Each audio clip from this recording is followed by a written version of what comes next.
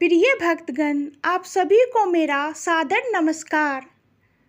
मेरे चैनल पे आप सभी का हार्दिक स्वागत है।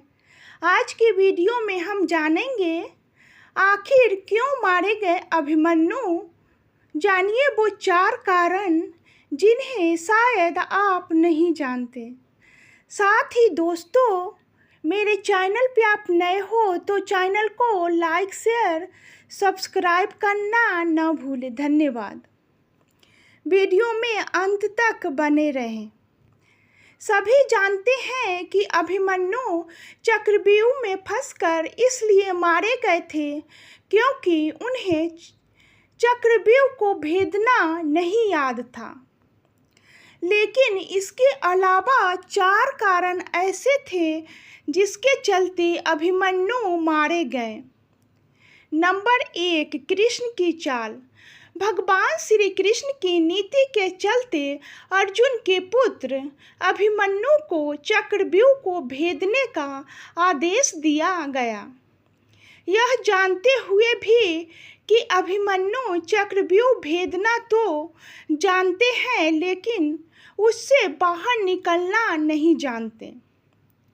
अभिमन्यु के चक्रव्यूह में जाने के बाद उन्हें चारों ओर से घेर लिया गया।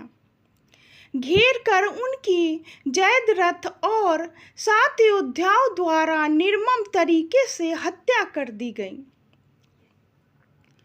जो कि युद्ध के नियमों के विरुद्ध था। कहते हैं कि श्री कृष्ण यही चाहते थे।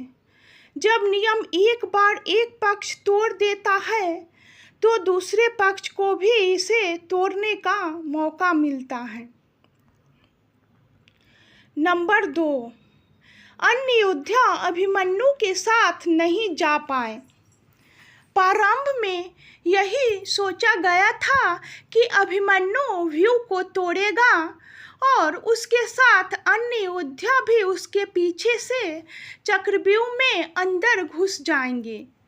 लेकिन जैसे ही अभिमन्यु घुसा और व्यूह फिर से बदला और पहली कतार पहले से ज़्यादा मजबूत हो गई, तो पीछे के योद्धा भीम, सत्यकी, नकुल, सहदेव कोई भी अंदर घुस भी नहीं पाए। युद्ध में शामिल योद्धाओं में अभिमन्यु के स्तर के धनुधर 2-4 ही थे, यानी थोड़े ही समय में अभिमन्यु चक्रव्यूह के ओर अंदर घुसता तो चला गया, लेकिन अकेला, नितांत अकेला, उसके पीछे कोई नहीं आया। नंबर 3, लड़ते लड़ते थक जाना। जैसे जैसे अभिमन्यु चक्रव्यूह के सेंटर में पहुंचते गए वैसे वैसे वहां खड़े योद्धाओं का धनत्व और योद्धाओं का कौशल उन्हें बढ़ा हुआ मिला, क्योंकि वे सभी योद्धा युद्ध नहीं कर रहे थे, बस खड़े थे। जबकि अभिमन्यु युद्ध करता हुआ सेंटर में पहुंचता है। वे जहां युद्ध और व्यूह रचना तोड़ने के कारण मानसिक और शारीरिक रूप से थके हुए थे, वही कौरव पक्ष के योद्धा तरोताजा थे।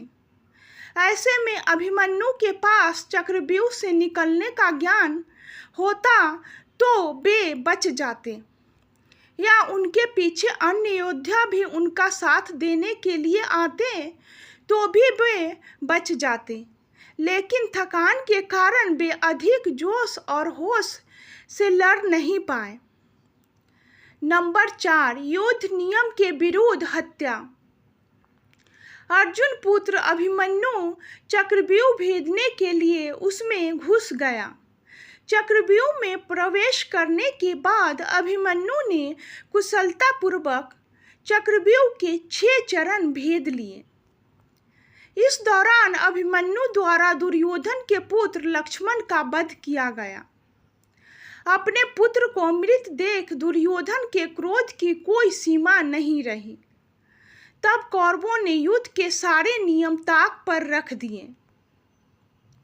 6 चरण पार करने के बाद अभिमन्यु जैसे ही 7वें और आखिरी चरण पर पहुंचे तो उसे दुर्योधन, जयद्रथ आदि 7 महारथियों ने घेर लिया। अभिमन्यु फिर भी साहसपूर्वक उनसे लड़ते रहे।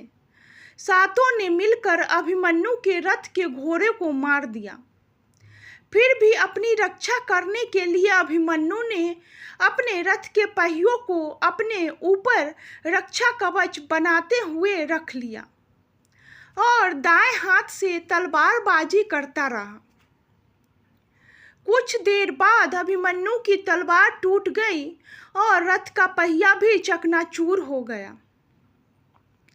जब अभिमन्यु निहत्था था, युद्ध के नियम के तहत निहत्थे पर वार नहीं करना था, किंतु तभी जयद्रथ ने पीछे से निहत्थे अभिमन्यु पर जोरदार तलवार का प्रहार किया।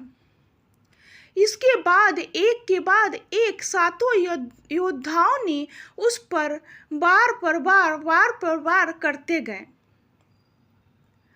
अभिमन्यु वहां वीर गति को प्राप्त हो गया।